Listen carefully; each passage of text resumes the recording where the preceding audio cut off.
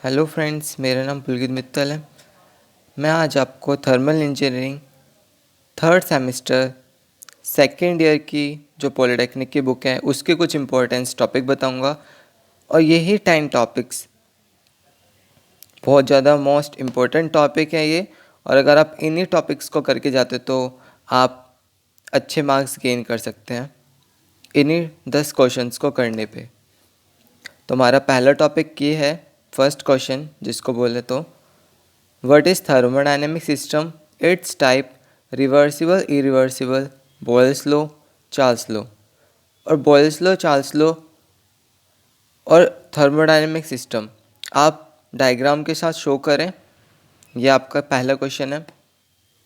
Second question है आपका universal gas constant कि यूनिवर्सल गैस कांस्टेंट होती क्या है और उसका CV और CV भी आपको एक्सप्लेन करना है और also explain it's adiabatic process. Third question है आपका define statement and first law of thermodynamic system या process for close system.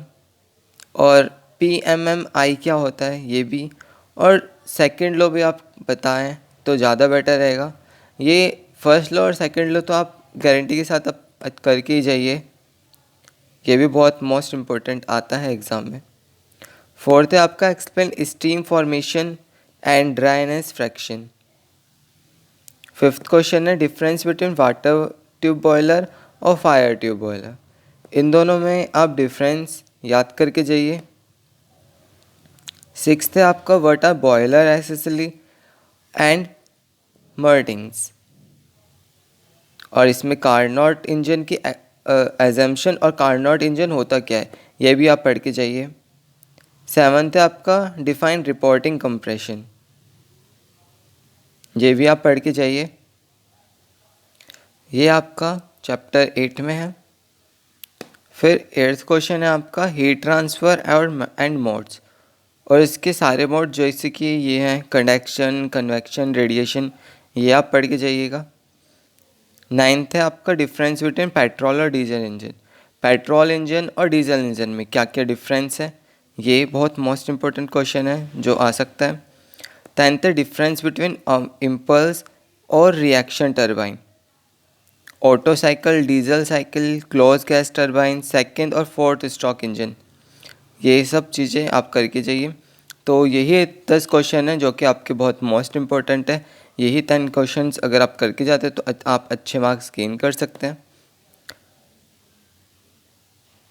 Thank you. तो अब मैं आपको इसके बाद चैप्टर्स वाइज समझाता हूँ कि आपको चैप्टर वाइज अगर आपको और ज़्यादा मार्क्स गेन करना है तो आप क्या क्या पढ़ें। तो लेट्स वी स्टार्ट।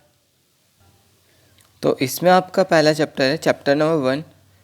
टोटल मैं आपको पहले बता देता हूँ, टोटल आपकी थर्मल इंजीनियरिंग की बुक में 12 चैप्टर हैं, जिसमें से अगर आप एक चैप्टर 11 चैप्टर अगर आप नहीं करके जाते हैं तो ऐसी कोई बड़ी प्रॉब्लम नहीं आएगी, उसमें से आता भी नहीं है मेनली। मैं आपको सिर्फ इम्पोर्टेंट बता रहा हूँ, यही आप करके जाइए एग्ज़ाम पर्पज़ के लिए, यही बहुत ज़रूरी है। इन्हीं में से आपका बहुत से इम्पोर्टेंट क्वेश्चन आपके फंस सकते हैं। तो चैप्टर नंबर 1 है फंडामेंटल कंसेप्ट। इसमें आप थर्मोडायनेमिक स्टेट और सिस्टम के बारे में पढ़ के जाइए। ज़ीरोथ लॉ क्या होता है, रिवर्सिबल, इरिवर्सिबल, और डेफिनेशन, कुछ डेफिनेशन जैसे कि प्रेशर की, वॉल्यूम की, टेम्परेचर की, ये सारी चीज़ें आप बहुत इंपॉर्टेंट है। प्रेशर, वॉल्यूम, टेम्परेचर, तो ये तो आप पढ़ के जाइएगा। सेकंड चैप्टर है आपका लॉ ऑफ परफेक्ट गैसेस। इसमें आपकी definition of gases, explanation of perfect gas law, Avogadro law, Reynolds law, Regnault's law, और एक डेरिवेशन जो कि specific heat at constant pressure का आता है, ये वाला डेरिवेशन भी आप करके जाइए। और एक सिंपल से एक गैसिफिकेशन के ऊपर एक प्रॉब्लम आ सकती है। गैसिफिकेशन क्या होती है ये आप जानते होंगे, PV = nRT। इसके ऊपर एक क्वेश्चन आ सकता है, वो आप करके जाइएगा उसकी प्रैक्टिस। थर्ड चैप्टर है आपका थर्मोडायनेमिक प्रोसेस ऑन गैसेस। इसमें आपके टाइप्स क्या होता है थर्मोडायनेमिक प्रोसेस के, और इक्वेशन जो कि रिप्रेजेंट करें इस चीज़ को, थर्मोडाइनमिक प्रोसेस को, और इसमें एक डेरिवेशन आता है वर्क डन के ऊपर, और चेंज इन इंटरनल एनर्जी और ऑफ हीट ट्रांसफ़र, ये भी आप करके जाइए। फोर्थ चैप्टर है आपका लॉ ऑफ थर्मोडायनेमिक। इसमें law of conservation of energy, first law, जो कि मैंने आपको अभी जो 10 क्वेश्चन दिए थे उसमें भी मैंने आपको बता रखे हैं। Adiabatic and polytropic, application of steady flow, ये स्टडी वाले जो भी चीज़ें हैं, जितनी भी चीज़ें, ये तो आप करके जाइए। ये pump, nozzle, turbine, heat source, ये सब, इसकी कुछ कुछ डेफिनेशन वगैरह, और ये होते क्या है बस इतना पता होना चाहिए, और कुछ ज़्यादा ज़रूरत नहीं है। सेकंड लॉ ऑफ थर्मोडायनेमिक, ये पढ़ के जाइए, और थर्ड लॉ ऑफ थर्मोडायनेमिक भी बहुत मोस्ट इम्पोर्टेंट है। बस इसमें आप फोर्थ में सिर्फ आप law of conservation of energy, first law क्या होता है, सेकंड लॉ क्या होता है, और थर्ड लॉ क्या होता है, अगर आप इसमें से ये भी पढ़ के चले जाते हैं तो भी बहुत कुछ आप इसमें से पाएंगे। फोर्थ में मेनली यही सारी चीज़ें आती है कि फर्स्ट लॉ, सेकंड लॉ और थर्ड लॉ क्या होता है। बाकी ये हीट सोर्स, टरबाइन वगैरह, ये आपको सिर्फ पता होना चाहिए कि ये होती क्या क्या है, सिर्फ पता होना चाहिए कि क्या है, ये डायग्राम क्या होता है, किस तरीके से कहाँ यूज़ होती है सिर्फ। फिफ्थ है आपका प्रॉपर्टी ऑफ स्टीम, इसमें आप फॉर्मेशन ऑफ स्टीम और मॉलर डायग्राम, बस यही दो पढ़ के जाइए। और एक और क्वेश्चन है इसमें जो कि है ड्राइनेस फ्रैक्शन, ये भी आप पढ़ लीजिएगा। तो अब हमारा चैप्टर नंबर 6 है स्टीम जनरेटर। इसमें uses of steam, classification of boiler compression, fire tube और वाटर ट्यूब बॉयलर, इसमें क्या क्या डिफरेंस होते हैं ये पढ़ के जाइएगा। और हम फायर ट्यूब को स्मोक भी बोलते हैं, fire tube is also known as smoke tube. क्या क्या चीज़ें, यूजेस, क्लासिफिकेशन, और इन दोनों में कंपैरिजन, डिफरेंस, कंपैरिजन या फिर डिफरेंस दोनों। 7 चैप्टर हमारा एयर स्टैंडर्ड साइकिल। इसमें कार्नोट, जैसे कि आपको पता ही लग रहा होगा साइकिल है ना, तो इसमें डिस्क्रिप्शन ऑफ कार्नोट साइकिल क्या होता है, auto cycle, diesel cycle, simple, और एक सिंपल प्रॉब्लम आती है एफिशिएंसी के ऊपर। इफ़िशियंसी, सिर्फ एक सिंपल से एक प्रॉब्लम आएगी, इन सब की इफ़िशियंसी आपको पूरी उतारने की ज़रूरत नहीं है कि ऑटो साइकिल, डीजल साइकिल, इन सब की इफ़िशियंसी हम पूरा रटें, याद करें। सिर्फ एक फॉर्मूला याद कर लेना, उसी के ऊपर एक क्वेश्चन आ जाएगा, वो ही आपको करना है। बाकी ये पेट्रोल और डीजल साइकिल और इसमें डिफरेंस, ये आपके चैप्टर 10 में। चैप्टर 8 है आपका air compressor.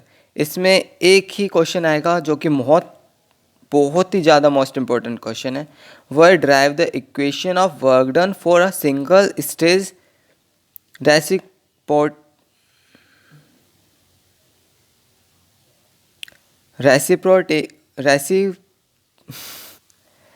Reciprocating air compressor.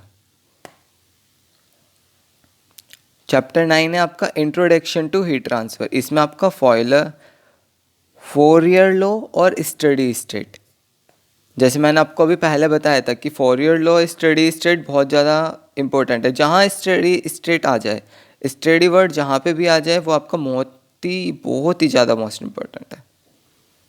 Chapter 10 है आपका आईसी इंजन। इसमें वही पेट्रोल और डीजल इंजन का डिफरेंस, ये तो बहुत ही ज़्यादा मोस्ट इंपॉर्टेंट है। और एक और मोस्ट इंपॉर्टेंट क्वेश्चन है कि working principle of 4 stroke engine और 2 स्ट्रोक इंजन, ये। और अगर इसमें भी अगर आपको इसमें भी मोस्ट इंपॉर्टेंट चाहिए तो अब मिलेगा आपको 4 स्ट्रोक इंजन। 4 स्ट्रोक इंजन तो आप लोग एकदम रट मारिए, एकदम अच्छे से कर लीजिए। 4 स्ट्रोक इंजन तो गारंटी के साथ वहीं पर आपको प्रेजेंट मिलेगा। तो 11 चैप्टर आपका कोई मोस्ट इंपॉर्टेंट नहीं है, तो वो मैंने उसका कुछ इंपॉर्टेंट लिखा नहीं है। चैप्टर 12 है आपका गैस टरबाइन और जेट प्रोपल्सन। इसमें आपका एक क्वेश्चन है जो कि यही सब को रिलेट करता है। Give the general layout and working of open cycle constant pressure gas turbine with TS और पीएस डायग्राम। टीएस और पीएस डायग्राम तो आप कर लीजिएगा, उसी के ऊपर ये वाला क्वेश्चन हो पाएगा। Open close cycle gas turbine, PV और TS diagram on working of gas turbine. तो आई होप आपको वीडियो अच्छी लगी हो, और जो मैंने आपको शुरुआती में 10 क्वेश्चंस बताए थे वो तो आपके मोस्ट इम्पोर्टेंट क्वेश्चन है, उनको तो आप ज़रूरी कर लीजिएगा। सो थैंक यू। और अगर कुछ मेरे इसमें प्रॉब्लम आई हो कुछ बोलने में या वो, तो उसको छोड़ दीजिएगा, भूल जाइएगा। बाकी बस आप all the best for your exams, अच्छे से पढ़िए। आई होप आपका सबका एग्ज़ाम अच्छा जाए।